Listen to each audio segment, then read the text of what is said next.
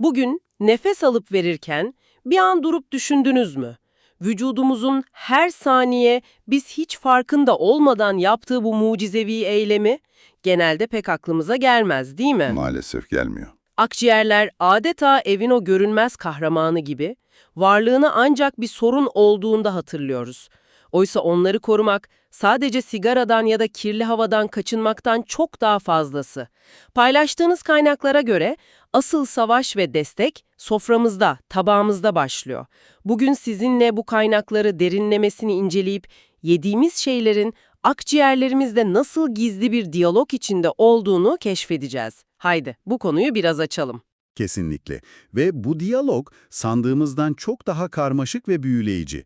Kaynaklar, akciğer sağlığını desteklemenin temelinin antiinflamatuar, yani iltihapla savaşan, antioksidan zengini ve mümkün olduğunca doğal, gerçek gıdalara dayalı bir beslenme olduğunu söylüyor.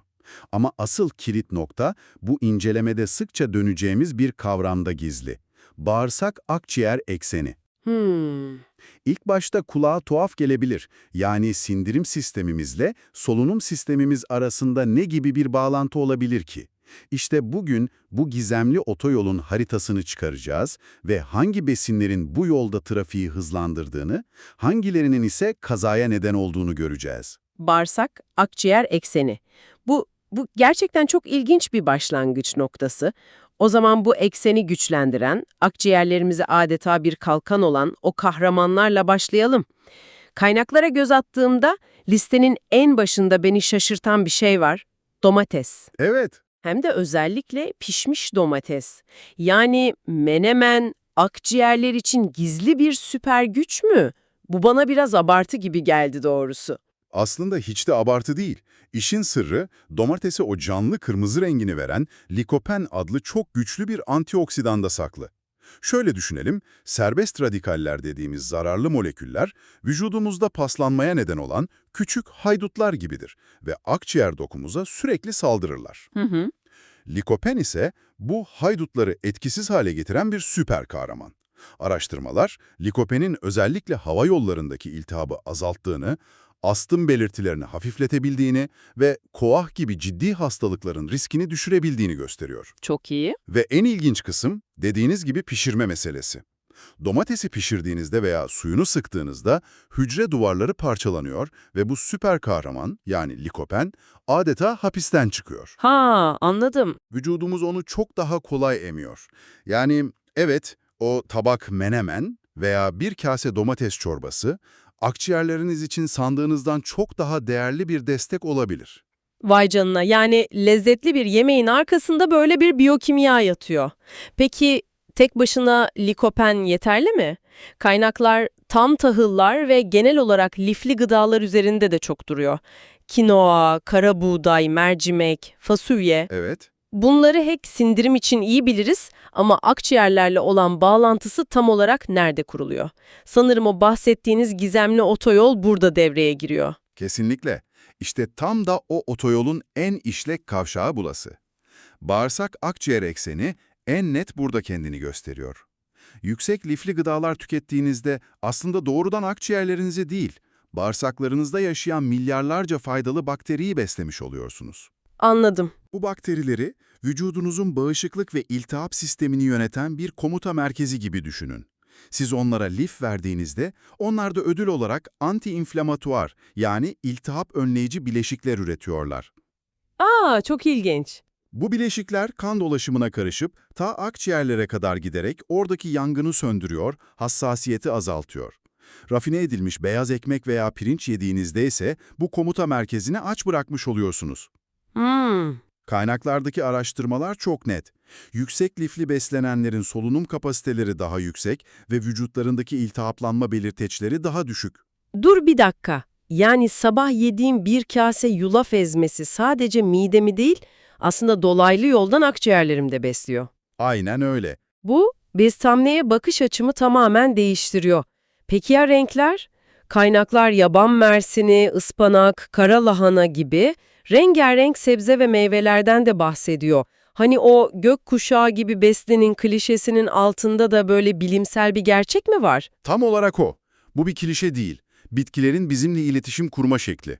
O canlı renkler, bitkilerin kendilerini güneşin zararlı ışınlarından veya böceklerden korumak için ürettiği savunma mekanizmaları. Doğru. Biz onları yediğimizde o savunma mekanizmalarını kendi vücudumuza transfer ediyoruz. Örneğin yaban mersini veya böğürtlenin o koyu mor rengini veren antosiyaninler. Bunlar hücrelerimizin etrafında adeta görünmez bir zırh oluşturarak oksidatif strese, yani o bahsettiğimiz paslanma sürecine karşı koruyor. Vay. Bu şekilde ıspanak veya kara lahananın koyu yeşil rengi de karotenoidler ve folat zenginliğinden geliyor. Bunlar da hücrelerimizin DNA'sını onaran bir bakım ekibi gibi çalışarak özellikle akciğer kanseri riskine karşı koruma sağlayabiliyor. Yani aslında basit bir formül var. Haftada birkaç porsiyon orman meyvesi Evet, veya her gün salataya bir avuç yeşillik. Akciğerlere gönderilmiş en güçlü destek mesajlarından biri oluyor. kesinlikle. Anladım. Yani domatesteki likopen haydutlarla savaşıyor, lifler komuta merkezini besliyor, renkli gıdalar ise hücrelerimize zırh giydiriyor. Peki, listede biraz daha tartışmalı görünen iki madde var. Süt ürünleri ve kahve. Özellikle süt ürünleri konusunda kafam karışık. Hani hep derler ya hastayken süt içme, balgam yapar. Evet, bu çok yaygın bir inanış. Kaynaklar ise yoğurt ve kefirin faydalı olabileceğini söylüyor. Hangisi doğru? Bu çok yerinde bir soru ve dinleyicilerimizin de aklını kurcalıyordur. İşte burada kişiye özel tıp devreye giriyor. Kaynakların söylediği şu: eğer bir süt alerjiniz veya belirgin bir intoleransınız yoksa, yoğurt ve kefir gibi fermente süt ürünleri içerdikleri probiyotikler sayesinde o bahsettiğimiz bağırsak komuta merkezini güçlendirir ve dolayısıyla bağışıklık sistemine destek olur. Antiinflamatuar etkileri de vardır. Tamam. Ancak o balgam yapar inanışının altında da bir gerçek payı olabilir. Bazı hassas bünyelerde, özellikle astım hastalarında süt ürünleri mukus üretimini arttırarak solunumu zorlaştırabilir. Bu evrensel bir kural değil, kişisel bir reaksiyon. Bu yüzden kaynakların önerisi net, vücudunuzu dinleyin. Eğer süt ürünleri tükettiğinizde solunumunuzda bir rahatsızlık hissediyorsanız ara vermeniz en doğrusu. Tamam, bu çok daha mantıklı geldi. Peki ya kahve? Güne onsuz başlayamayan milyonlarca insan için iyi bir haber mi var? Çoğumuz onu bir uyarıcı olarak görüyoruz, bir sağlık içeceği olarak değil. Kahve gerçekten de iki ucu keskin bir kılıç gibi. Ama akciğerler için faydalı olan tarafı daha ağır basıyor. İki temel mekanizması var. Birincisi anlık bir etki. İçindeki kafein doğal bir bronkodilatördür. O ne demek? Şöyle hayal edin, akciğerlerimizdeki hava yolları nefes aldığımız minik borucuklar gibidir. Kafein, bu borucukların etrafındaki kasları nazikçe gevşeterek onların genişlemesini sağlar. Nefes almayı kolaylaştırıyor yani. Anlık olarak evet. İkincisi ve daha uzun vadeli olanı ise kahvenin polifenol zenginliğidir. Polifenoller de tıpkı meyvelerdeki renkli bileşikler gibi güçlü antioksidanlardır ve akciğer hücrelerini o kronik paslanmaya karşı korurlar. Anladım. Tabii ki abartmamak kaydıyla. Kaynaklar günde 1-2 fincan şekersiz ve sütsüz filtre kahvenin bu faydaları görmek için ideal olduğunu belirtiyor. Harika. Bu iyi haber oldu. Madalyonun bir de diğer yüzüne bakalım o zaman. Akciğerlerimize destek olanları konuştuk. Peki ya farkında olmadan soframıza koyduğumuz ve onların işini zorlaştıran, hatta onları sabote eden gizli düşmanlar kimler? Kaynaklar ilk sıraya alkolü koymuş. Evet, özellikle düzenli ve aşırı tüketimi tam bir sabotajcı. Alkolün zararı çok yönlü. Birincisi, bağışıklık sisteminin gardını düşürür. Akciğerlerimizin savunma hücrelerini adeta uyuşturur. Bu da zatüre gibi enfeksiyonlara davetiye çıkarır. İkincisi, alkolün kendisi olan etanol, akciğer zarına ve dokusuna doğrudan toksik etki yapar. Yani hücrelere zarar verir. Doğrudan zarar veriyor. Evet. Üçüncüsü, vücutta genel bir iltihaplanma fırtınası başlatır. Eğer zaten astım veya koah gibi bir sorununuz varsa, bu fırtına mevcut durumu çok daha kötüleştirebilir. Peki ya işlenmiş etler? Sosis, salam, sucuk, kahvaltılarımızın, sandviçlerimizin vazgeçilmezi.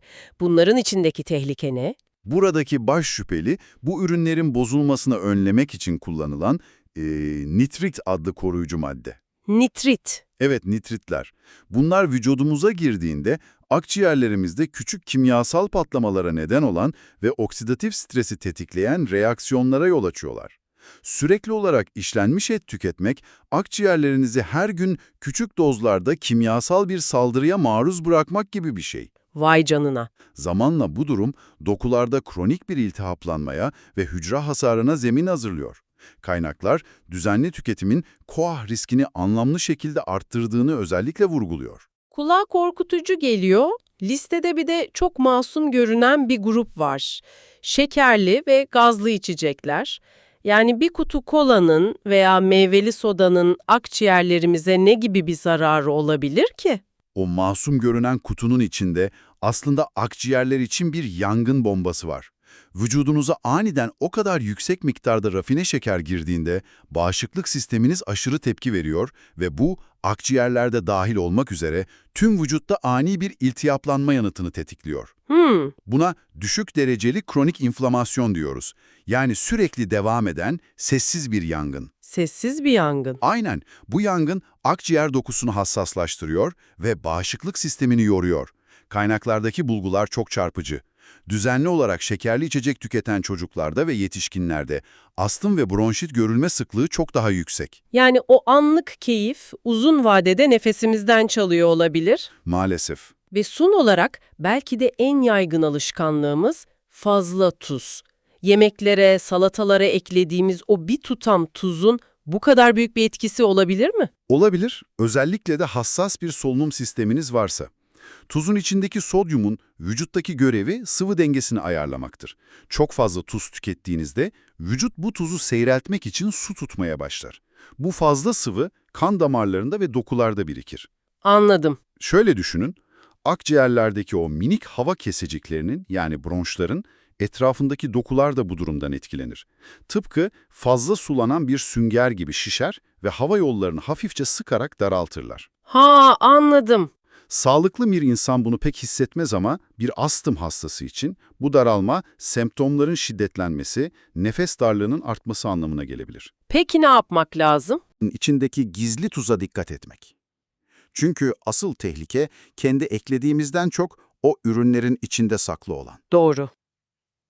Peki tüm bunları bir araya getirdiğimizde ne görüyoruz? Bu derinlemesine incelemenin sonunda dinleyicimiz için ana mesaj ne olmalı?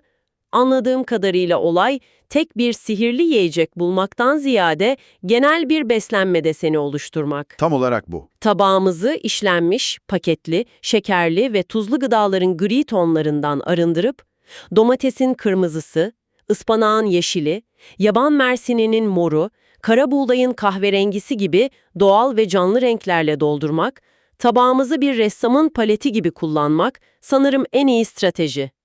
Kaynakların sonundaki o güçlü ifadeyi tekrarlamak istiyorum. Unutmayın, nefesinizin kalitesi, hayatınızın kalitesidir. Kesinlikle özet bu. Ve bugün tabağımızdaki yiyeceklerin bağırsaklarımız aracılığıyla akciğerlerimizle nasıl konuştuğunu gördük. Bu bağırsak-akciğer ekseni size de ilginç geldiyse, size üzerinde düşünecek son bir kışkırtıcı soru bırakayım. Bu eksen tek yönlü bir otoyol olmayabilir. Nasıl yani? Peki ya soluduğumuz hava da bağırsaklarımızı etkiliyorsa? Yani yoğun hava kirliliğine maruz kalmak, o çok değerli bağırsak bakterilerimizin dengesini bozup, bağışıklık sistemimizi hiç beklemediğimiz bir yerden, sindirim sistemimizden vuruyor olabilir mi? Bu, bilimin yeni keşfetmeye başladığı bir alan ve belki de bir sonraki sohbetimizin konusu olur. Üzerinde düşünmeye değer bir soru.